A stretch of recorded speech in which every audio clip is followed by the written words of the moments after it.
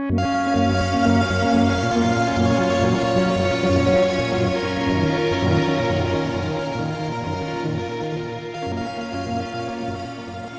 listening to Dotwave, and I'm your host, John O. Wells. Thank you for listening to this show. It's great to have you. So, let's review. The whole planet is on lockdown. Some of us are losing our minds. Some of us are relaxing. Some of us are worried about money. Some of us are happy for a time to relax and chill. We're all in very different boats. And I think it's really important to remember that as we listen to the news cycle or not, as we see posts on Facebook and social media, differing opinions about what's going on. Let's just remember that we're all in really different situations. Even though I think that we might feel like we're all going through this together, I think in a lot of ways we're really not. And what might look one way on the surface is actually really different underneath for everybody. Okay, now I'm going to get off my soapbox. Our guest today is Helene Vogelsinger, who was born in Lebanon and now is living in the south of France. And have you ever had somebody in your life who, when you met them, you felt like you could have been friends your whole life and there was a real connection? That's how I felt with my new sister, Helene. She makes absolutely beautiful music and sings on every track, and I think is in the very beginning of what's going to be quite an amazing artistic journey for her life. Very, very happy to have her on this show. So let's get to it. So here I sit with Helene Vogelsinger. Thank you so much for doing this. It's just great to have you. Thank you for having me. It's been a real pleasure getting to know you. We've collaborated on our blind collaboration project that maybe we can talk about later. We've had a few chats. You're just awesome. I love what you're doing. So thanks for joining us. Oh, thank you so much. Thank you. Yeah. Thank you again for having me. Yeah. So you're in the south of France. Yes, in the southwest of France, in a provincial city called Pau. Amazing. And yes, it's not that far from Spain. Okay. And voila. But you grew up in Lebanon. We're going to talk about all of this. I want to hear the whole story. Yes. Okay. Okay. Before we get any further, I always like to play a song right away. So you gave me a few tracks, and they're all absolutely beautiful. But Thank you. you gave me the order of them. So would you set up a track called Rebirth for us? Yes. So Rebirth is a track I made for one of my friends called Eloise. She was pregnant, and I did this track for her baby, Ellie. So it just inspired me so much. So yes, I felt the baby energy, and it's in this track. Nice. Here is Rebirth from Helene Vogelsinger.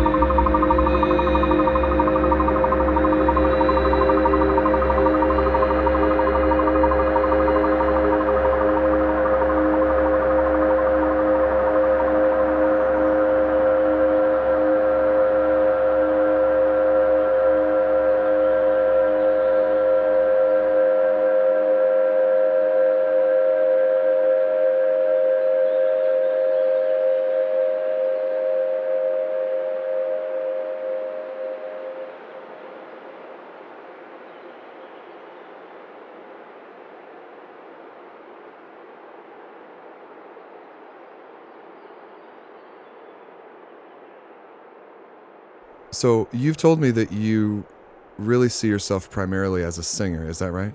Yes. Right. Yes. And Yeah. all these tracks you've sent me have vocals in them, Yes. but they're so Definitely. lush and electronically produced. Also, tell us about how how you combine all that. So it depends on the creative process, but generally I record my voices um, on my jaw. So it's just coming to me as it is. And then I incorporate them in my modular synths with the simpler modules. So, yes, that's how I incorporate them. But you meant maybe how much layers do I record? How do I feel? Sure, Yeah, yeah. I thinking of the voice as a core. So I record different layers. So I first record a first layer, then a second one, a third. Sometimes there are like just 12 tracks of My vocals God. working together as a core. And yes, it's very important to me in my tracks. So do the vocals happen first, and then you paint under them with modular, or It the other way around? Or it really depends. Sometimes I have different creative processes. Sometimes I start with the vocals, and it's my base for the creation. Sometimes I just write melodies, patterns, and then I incorporated voices. And yes, it can be one or the other. It's just with the energy of the moment. I think the most important thing to me is when I start creating something, I need like something coming from outside, from I don't know, a higher place coming to me. And if it is the modular, I use the modular first, and if it is the voice, I use the voice first. Yes. What got you into electronics? How did that happen? Oh, so it's a long journey. Do I speak about the long journey? So I'll take however you want to say. So I sing for I use my voice forever. So since forever, and I was classically trained as a children on music theory, piano, and flute, and I always incorporated my voice. I worked on so many different projects, going from new jazz to soul to raga, and there were moments when I was working in a band. I was like, okay, I'd like to have more control on melody, on every ideas, because I was hearing something in my head. So yeah, I first bought like my MacBook and DAW and everything like 10 years ago, because everything I did in my life, I did not think about it a lot. I just, follow events.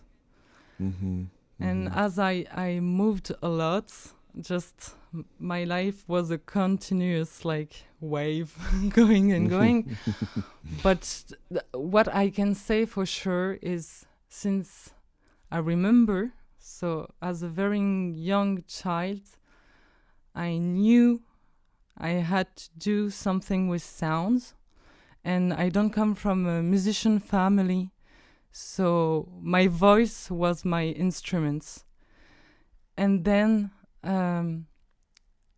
I start to play piano, and then flute, and then I had a band.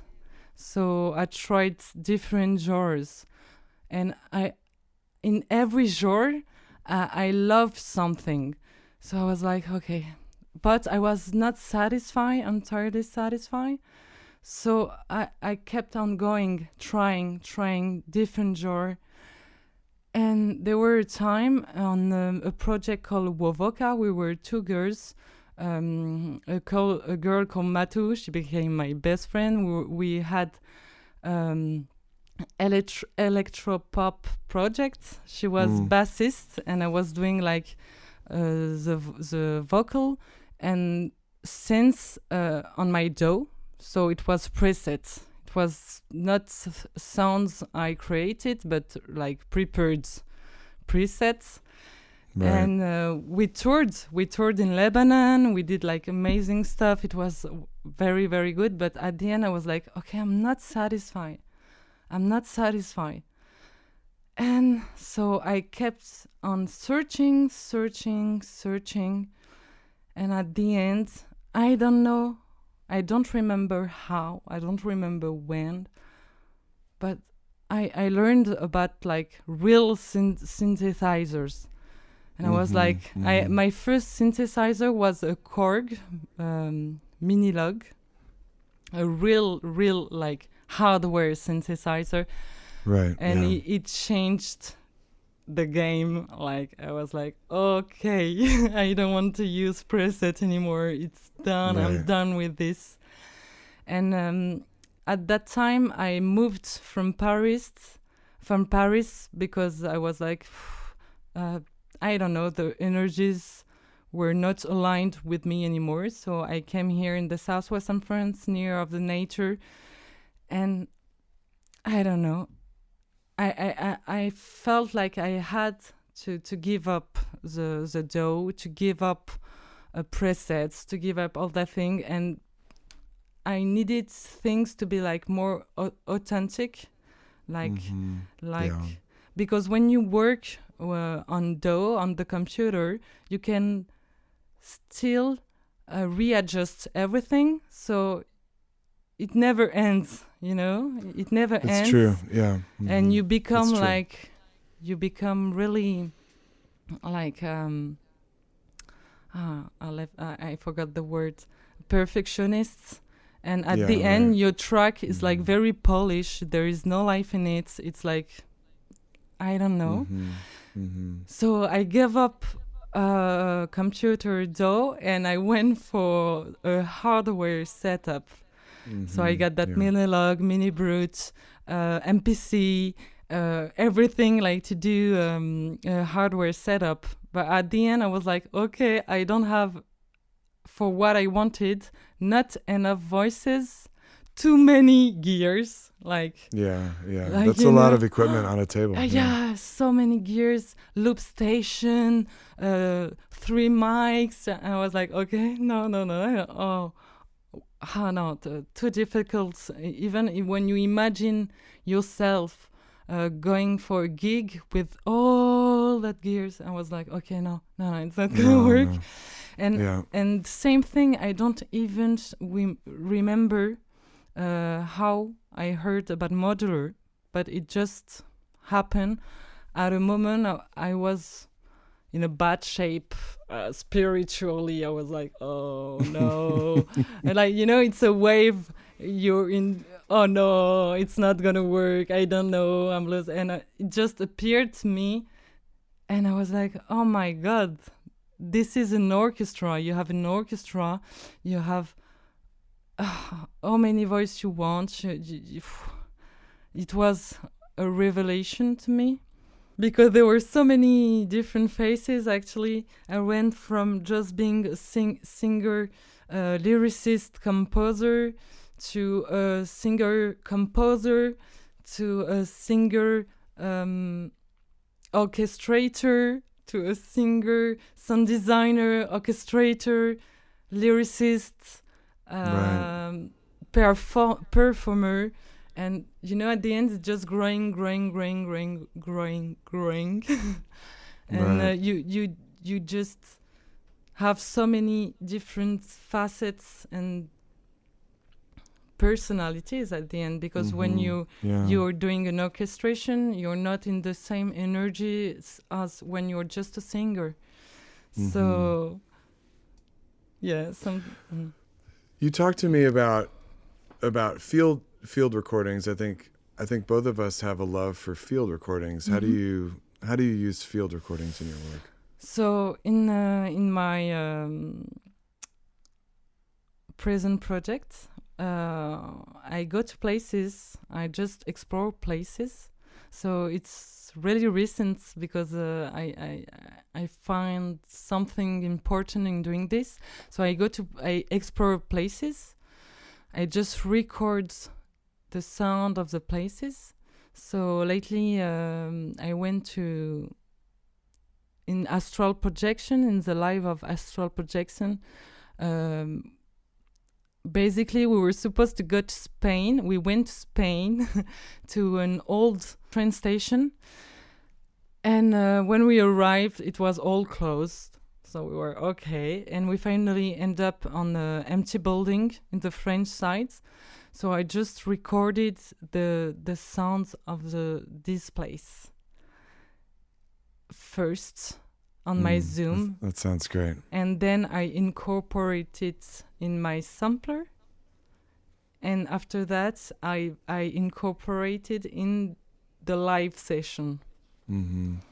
Was that a YouTube video which you posted, right? Yes, it's astral projection, but even in other videos, you can hear birds, and it's the sounds of the place where I'm recording.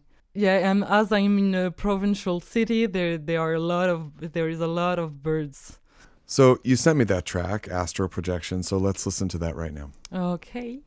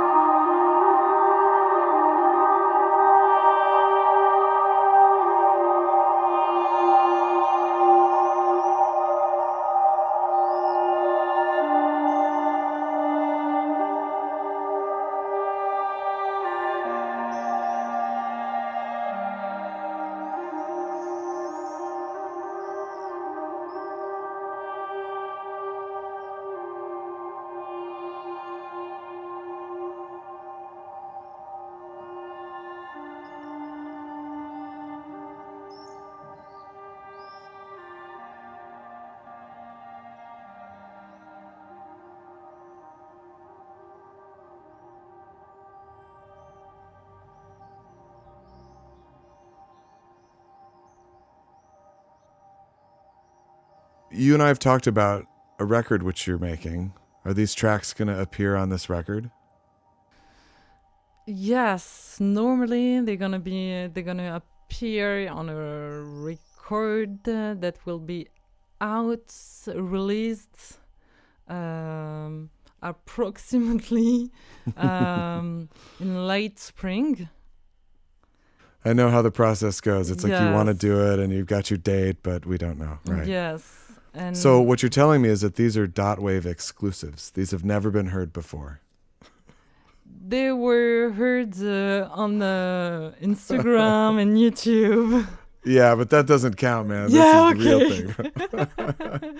Yes. Oh, So- that's special. Awesome. Those are live sessions, and we decided with the label I am going to work with the modular field to release them the tracks on a tape format, and yes, That's so exciting. I'm really happy for you. thank you. So again, if anybody wants to see an amazing video of Helene playing that track, it's on YouTube. There's a short clip on Instagram. It's beautiful. You're in this like, it looks like a bombed out like train station with tagging on the walls, and it's a great video. It's an old. This one is an old electricity building. Oh, I see. Okay. Like from 30 or 40 years ago, totally abandoned, and we cannot see it on the video, but it's surrounded by mountains. There is a river 10 meters away, and there is no one. Like you're isolated, like in nowhere. It's wow. It was the space was amazing. Like when we went back from this for 2 days, we were amazed by the energies of the place. It was wow. So did you set up speakers in there, or it's just No. through headphones? No, just headphones, because we've got a small generator, and it is making a lot of noise, like. Oh, okay. So yeah, because people like commented like, why didn't you use the reverb of the space? But with the generator, it was impossible. Right. Yeah, too much noise. So in your bio, it says that your creative universe is poetic, spiritual, and soul searching, which I love. I love those. I love that combo. Thank you. So bring us in closer to your creative process. How does this work? It always starts with this spiritual parts. Like, I don't know how to explain it because it's very hard to explain it, but as a light coming from somewhere else and entering me. So I don't know, maybe I'm just a radio from something else. That's how I live it. There is something coming to me, and that is the starting point.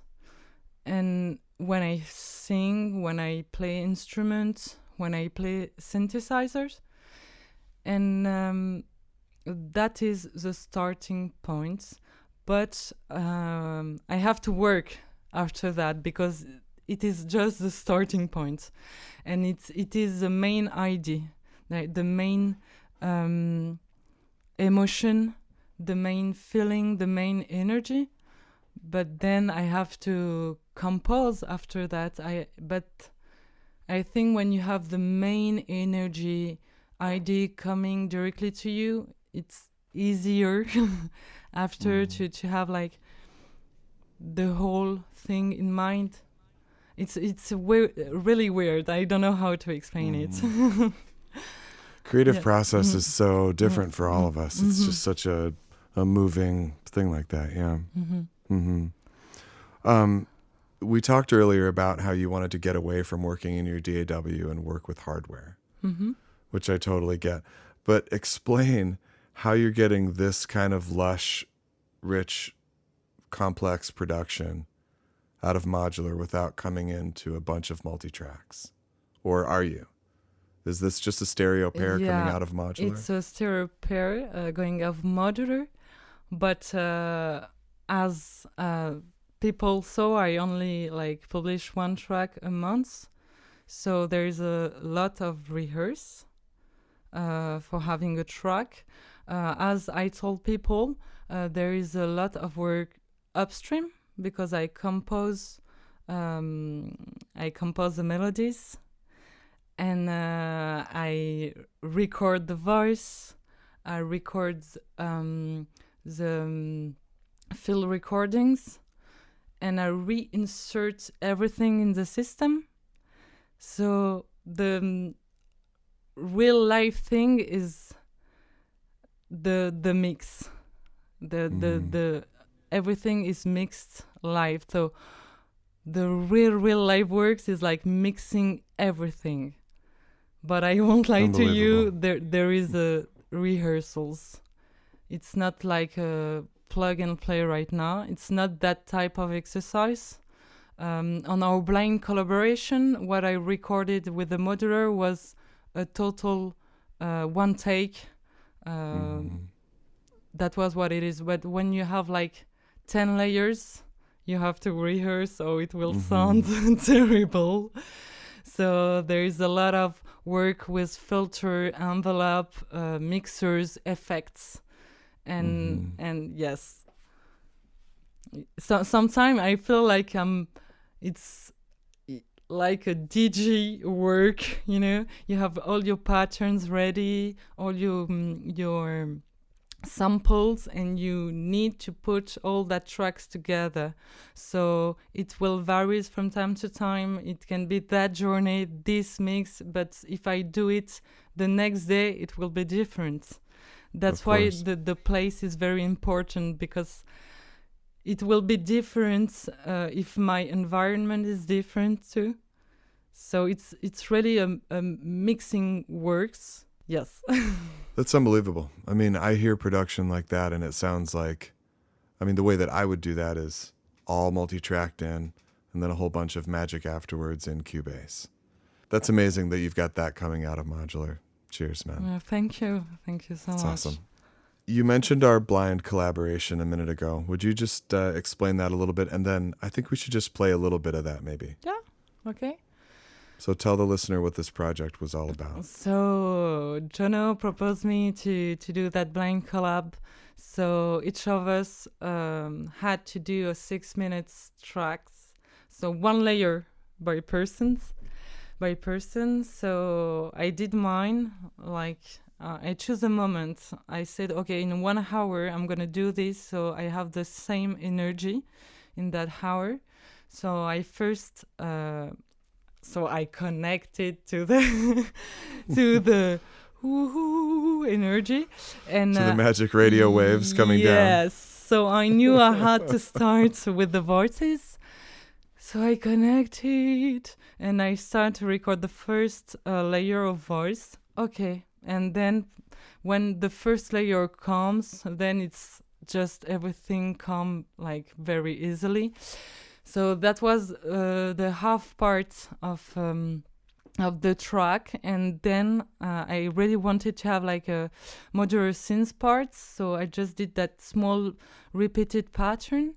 I use a mangrove. I use verb and mimeophone, and awesome modules. Yes, and I just did just one record, and I did it on the vibe and energy of the moment, and it was done.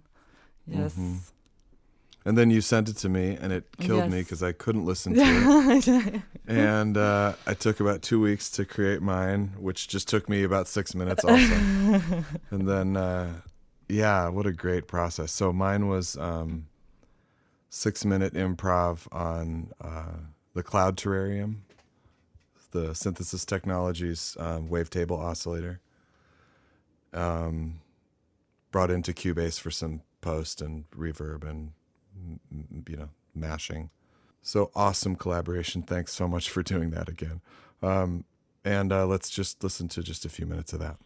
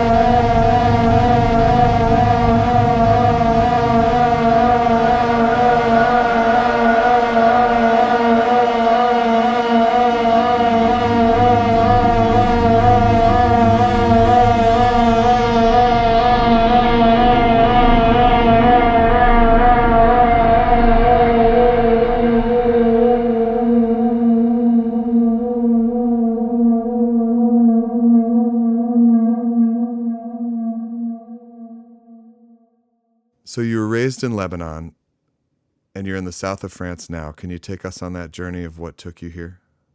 So I started my journey on this life in Bordeaux. Actually, I was born in Bordeaux, but I never lived there.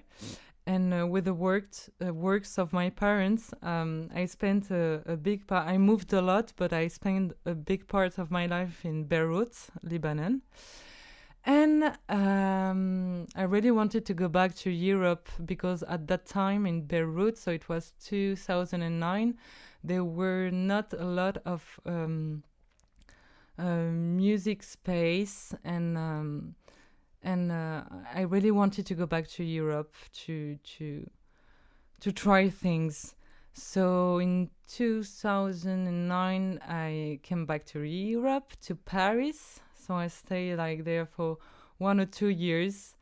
I fake it to go to the university for my parents, but actually I was doing like, at the time I was doing theater too. I wanted to be a comedian too. So I was doing casting for like singer and comedy and composer and many things. And then I didn't find my place in Paris, so I decided to move to London. I went there for a year, and there I had like a bossa nova project with a musician from Manchester, and but I did not find my place there too, so I came back to Paris. Yes, Life is hard, you know what I mean? Yeah, you try, and so I came back to Paris, and I had several musical adventures here, going from soul music to reggae music to electronic stuff. And in 2015-16, you know, big city are hard when you're an artist and you want to be in the city, to have gigs, and in the same time you need to pay your rent. So at the end of Paris, I was like working on small jobs to pay my rent and doing gigs here and there. And at the end, it was too much for me, like too much. The energy was too heavy for me. So as my parents moved to the southwest of France, and I have no roots at the end because I'm not Lebanese. I even grew up in a special place. I say, okay, I'm gonna go back to my parents, and it's near the nature, near the sea, near the mountains, and I will have more space than in Paris. I will set up my studio properly and will have time to think about things. So yes. Yes, I did kind of burnout actually in Paris. It was too much for me. At the end I was like, there were so much anxiety that I was disconnected from my creative source. You know, at the end, I have a... Which is a terrible place to be.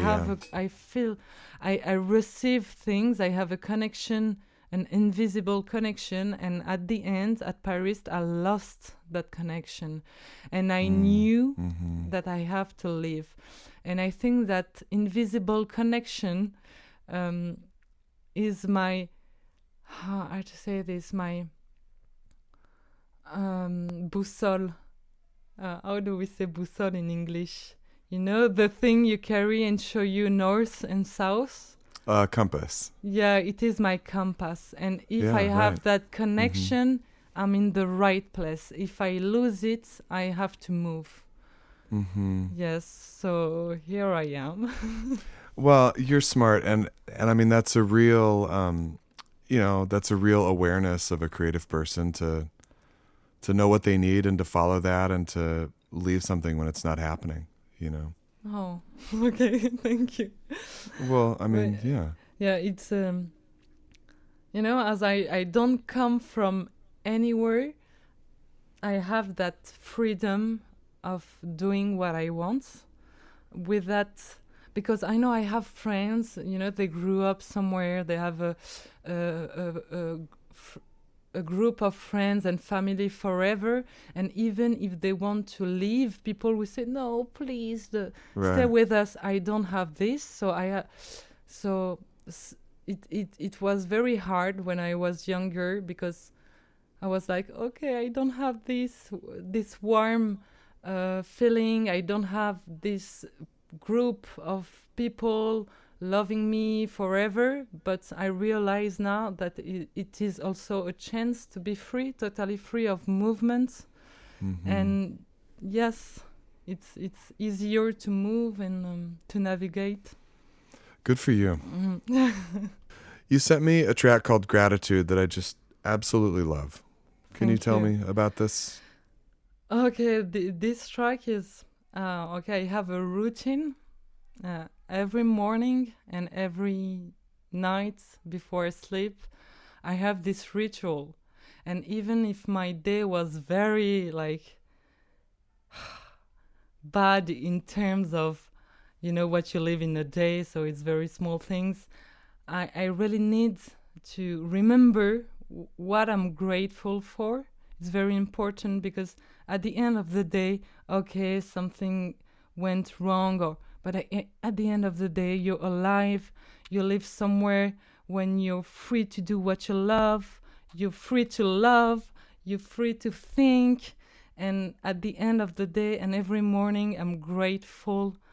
I have the right to live the life I live, if that makes sense.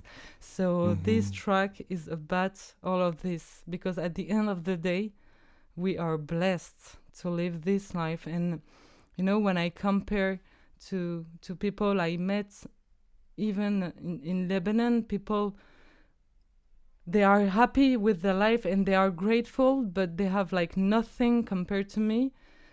I just only be grateful for what I have, because, you know, even with the modular things, not everyone can have access to it.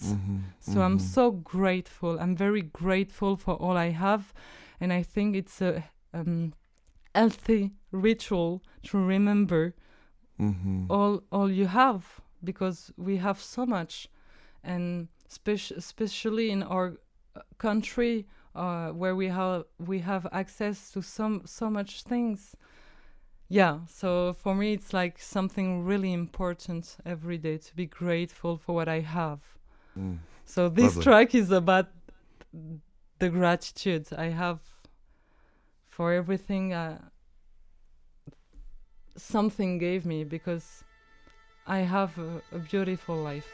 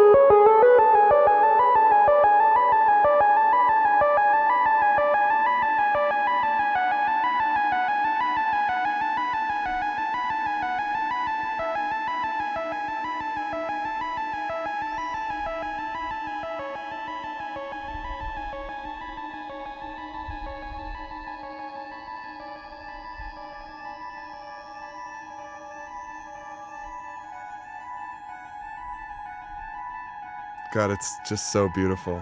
And it's got that signature arpeggio that's in so many of your tracks that I just love. Where does that come from? Oh, it's hard to explain, but I love rotating stuff, like the wind, like the wind rotating, the wind with leaves just rotating. And arpeggio gives me that feeling that everything rotates, like you're in the middle of, I don't know, like even when I dance, that movement that I do, rotate, and I don't know. I love the forward movement of arpeggios. I love how it captures you, like you're in the middle of something. Sometimes I try to do different stuff, but arpeggio or something like it's like you're in the middle of it, and it's rotating around you, capturing you in the circle. You're like moving with it. I don't know. I love the movement. And it's just like perpetual, but changing a bit every time. So I don't know. There's something like very organic about it, and very like, forward movement, momentum that I love. It's continuing forever and ever. What is your favorite way of creating arpeggios using modular? So I'm still constructing my setup, so I had different ways. Should I talk about the compositional process before it? Sure. So I'm a piano lover. So I'm maybe not the best pianist in the world, but when I hear piano, I want to cry. And short story about that, my mom learned piano when she was pregnant of me. So I think everything came from there, because you have it's like another life when you're in the belly of your mom. And when I hear piano, I want to cry. So yes, I have my piano, and most of the time, not every time, I start on my piano, like creating like arpeggios. And I'm like, oh, okay, there is a feeling in that. So going from the piano to the modular, on my first video, I was using the R mod sequencer. So in the R mode, you have like a arpeggio function. So you just have to like enter your notes, and it's gonna do the arpeggio. So very easy to do the arpeggio. And then I went to the nerdSec. So it's pretty different on the nerdSec. It's like a tracker sequencer. So you have to do it step by step. And what I love about the nerdSec is you can like modify each steps. It's not clear. So you have the pitch gate and another CV to put a modulation on each steps. And I love the fact that you read it like vertically, so you have to enter each step. So that's how I enter this in modular, with the nerdSec step by step. So it's very technically, so there is nothing very spiritual about it. And then I just play the sequence, and generally I have a main sequence that I play over and over and over and over and over. And then I create a second sequences that will do polyphony with the first sequence. So counterpoint part. And I'm doing, I'm layering as the voice, actually. I just do it with feelings and energy, because there's so many ways to do like counterpoint. But I'm just doing it with the energy of the moment. It's very natural. And that's the process. There is nothing Mhm. mystical about it. It's just you have to enter numbers in sequencers. Right. So I'm seeing my modular as an orchestra. So I'm in my creative mindset. I really see it as an orchestra, but sometimes I use it really as a non-programmed instrument to create textures that I will record and sample and resample in the modular. Yeah, You know? I love doing that too. Yeah. Yes. So, but in the first use of it, it's an orchestra with different instruments.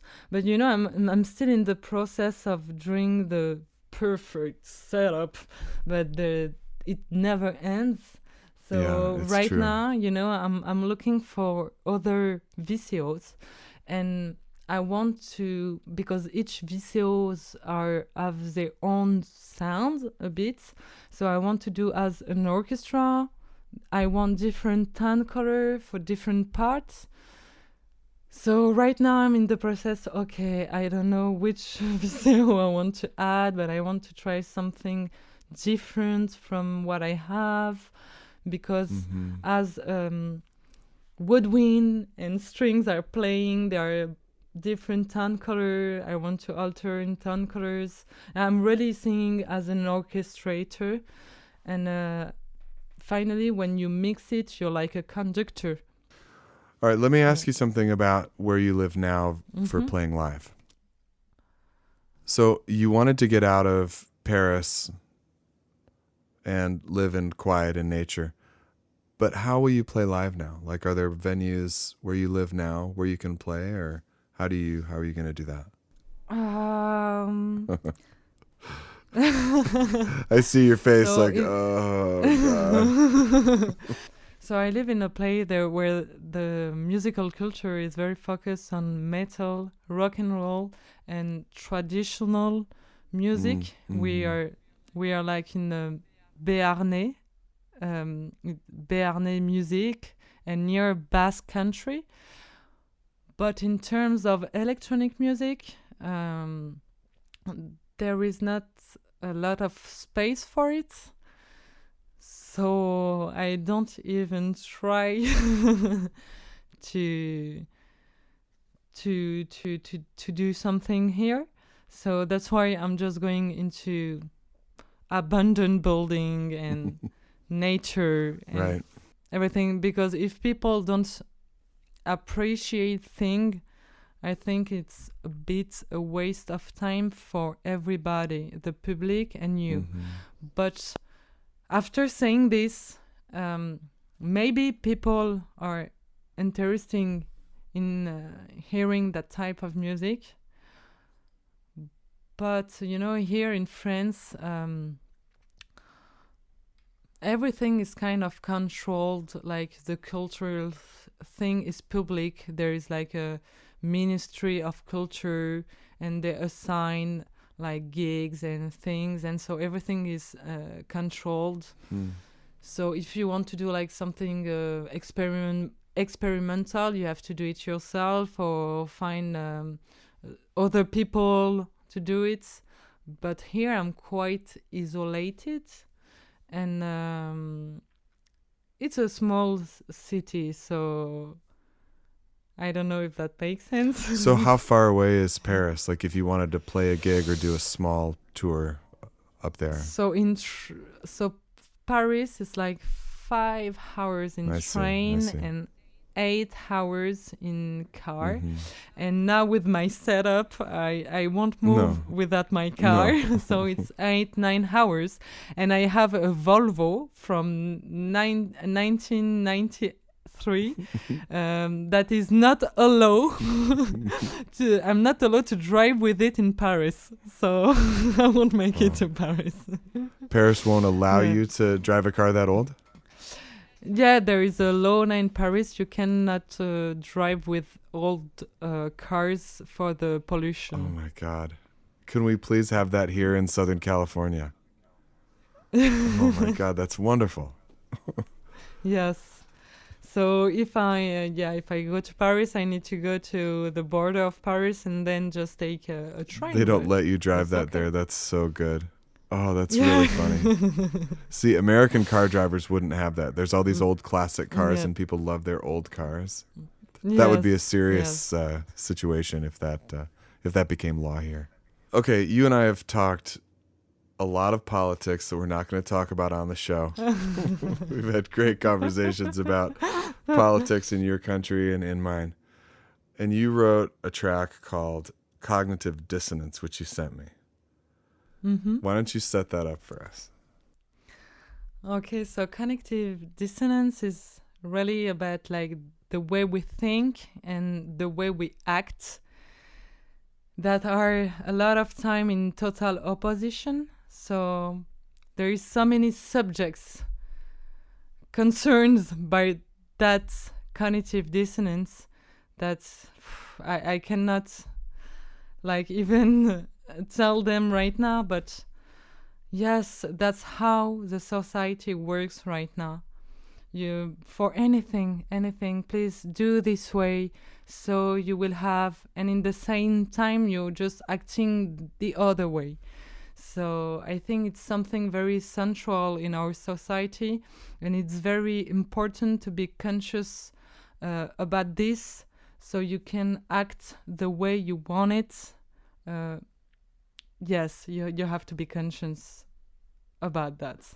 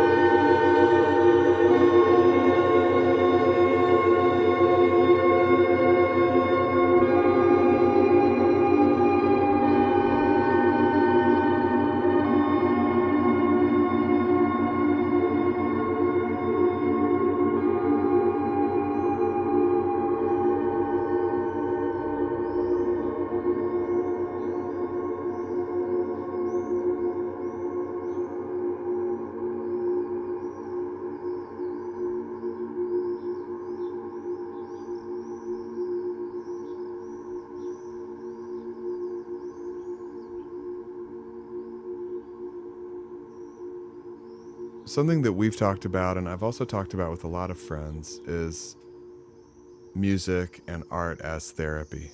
And I know that your music comes from a lot of spiritual place. How does that work for you? How is music therapy? Since I remember, like, music was always my, we say in French, garde-fou. Garde-fou means you are always borderline. You know, every human, I think, is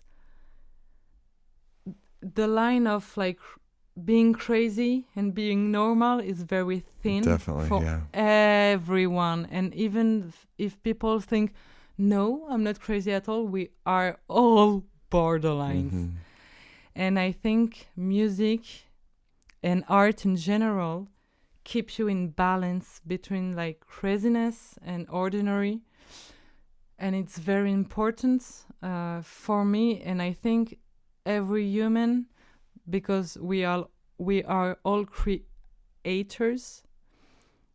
We all create things, and it can be in music, and it can be in form of art that we know, and it can be in managing a team in another work. It can be in seeing quality in other. We all creators, and I think it's very important for our health. And in my project is kind of something essential. It's my therapy, and it's what I learned of my therapy that I put in music, and I hope it can help other people when they listen to it.